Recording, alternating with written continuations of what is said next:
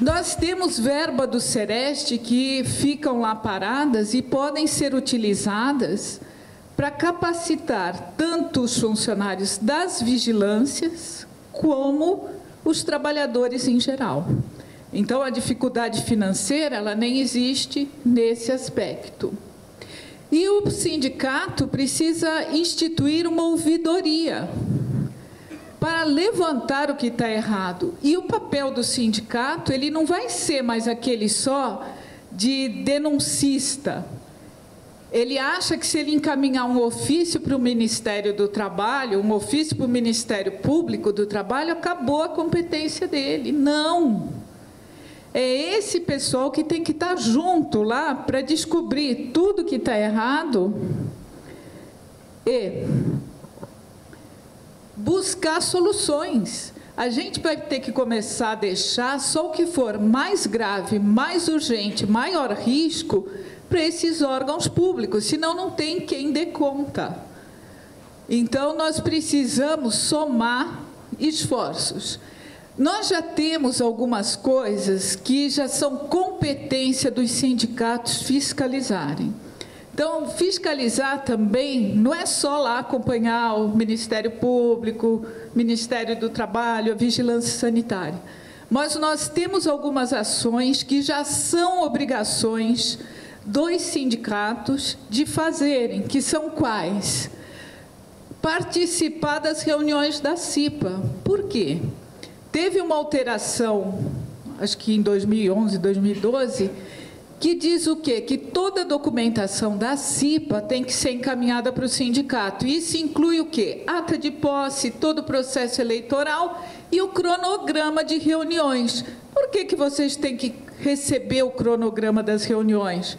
Para participar das reuniões. Se o sindicato tiver lá na reunião um representante, vai ser muito mais difícil a gente ouvir história. Ah, eles não deixam a gente põe aquela reivindicação, porque não é isso que o trabalhador fala? Ele chega para a gente e falava assim, ah, mas eu sabia que isso estava errado, mas o pessoal lá nunca deixou ponhar. Eu falei, então, agora o senhor é responsável junto num acidente. Então, é o primeiro caminho, é estar perto. E isso já é obrigação. Aí tem procurador do trabalho fazendo o quê? Cobrando do sindicato essa participação. Aí o cara nunca foi. Ele fala assim, eu nem sabia que existia isso. Então, nós temos muita coisa para acompanhar junto da empresa. E outra coisa, uma atribuição da CIPA é fazer análise de acidente do trabalho. Se tem uma análise de acidente, a atribuição da CIPA, e tem um representante do sindicato fazendo essa análise de acidente, automaticamente ele vai participar também dessa análise desse acidente. E vai ser muito mais difícil deixar a empresa querer fazer o quê? Culpabilizar o trabalhador. Então, a gente tem que estar participando, se capacitar para isso.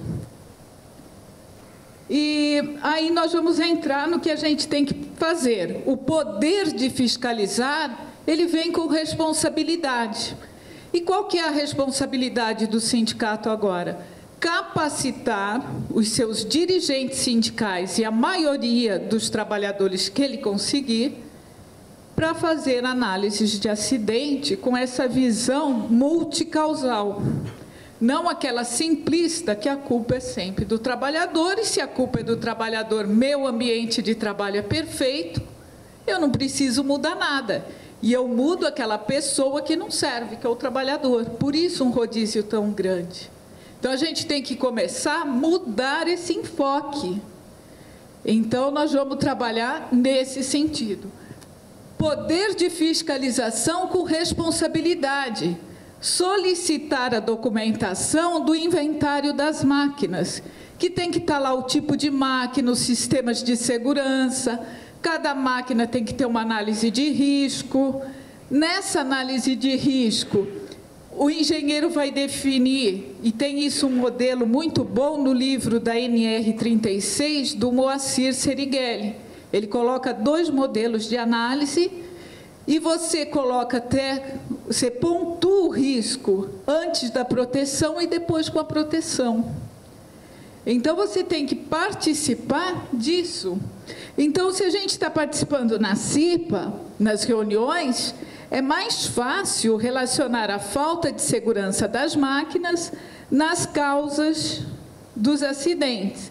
E a gente não vai deixar mais culpabilizar o trabalhador. A gente realmente vai interferir no ambiente de trabalho. Quando a gente fala de NR12, que foi falado aqui, e eu tenho empresas lá na região que assinaram TAC com o Ministério Público do Trabalho, e eles estão, a cada ano, comprando uma máquina importada e conseguiram um prazo até 2017 para conseguir mudar todas as máquinas. Mas isso significa o quê? Que a empresa venha fazendo proteção em tudo. O Ministério Público não é bobo de dar prazo para uma empresa que você chega lá, tem proteção de correia que não está fechada por todos os lados. Então, você vai dar prazo nas coisas mais caras, mas o que é básico tem que estar pronto. Então, você tem que ter tudo protegido, tudo que roda, tudo que tem risco de prensar a mão tem que estar preso. Isso é proteção fixa. Então, isso tem que estar 0. Aí ela começa a negociar determinados prazos, porque o custo também é elevado. Então, a gente precisa participar desse processo. E na NR36 coloca também o quê? O material disponibilizado nos treinamentos. Essa foi uma briga, porque nós queríamos que os sindicatos participassem do processo de treinamento, pelo menos. Nem isso nós conseguimos, só conseguimos que eles encaminhassem o que vai ser tratado no treinamento. E uma outra coisa que aí foi uma discussão até na bancada dos trabalhadores, que os sindicatos queriam participar do levantamento de todos os riscos. E aí surgiu uma discussão na bancada que era qual? Isso é atribuição da empresa. Se nós participarmos, se o sindicato também participar, corre o risco da empresa dizer, quando der algum problema, o sindicato estava lá. Então, ou a gente capacita melhor o nosso representante sindical para ele ter conhecimento de também intervir, ou então é melhor estar fora. E aí foi uma briga, mas como eles não queriam nem sindicato, nem para ferrar o sindicato, nem nada, ficamos de fora também. Então, é outra questão que a gente precisa trabalhar. Então, com relação aos relatórios da NR13, especificamente os de caldeiras e vasos de pressão, quando entrar em vigor a NR13 nova, também com relação às tubulações. Então, a gente pede isso, mas a gente não vai só denunciar, a gente vai primeiro tentar negociar com a empresa. Você vai solicitar, dizer que está atrasado, que é passível, para a empresa fazer. E a gente deixar os órgãos públicos atuarem em questões mais graves se a gente não resolver. Claro que se pedir, não mandou, ligou, não mandou, aí manda, como diz o doutor Ricardo, manda lá para o Ministério Público do Trabalho, que já vai com um selo estrelinha para eles. Então, essa é a intenção. Agora, nós precisamos fortalecer também outros órgãos de fiscalização. Então, o Ministério Público tem feito um trabalho excelente. Eu posso citar o trabalho que vem sendo realizado no Mato Grosso do Sul, nas fiscalizações de máquinas, que o pessoal está chegando e parando os curtumes. Então, o Ministério Público do Trabalho, o Ministério do Trabalho, está chegando e parando todo mundo por falta de atendimento da NR12. Mas nós precisamos de mais gente, como eu falei. Então, nós precisamos do pessoal do SUS, que tem uma competência constitucional para agir.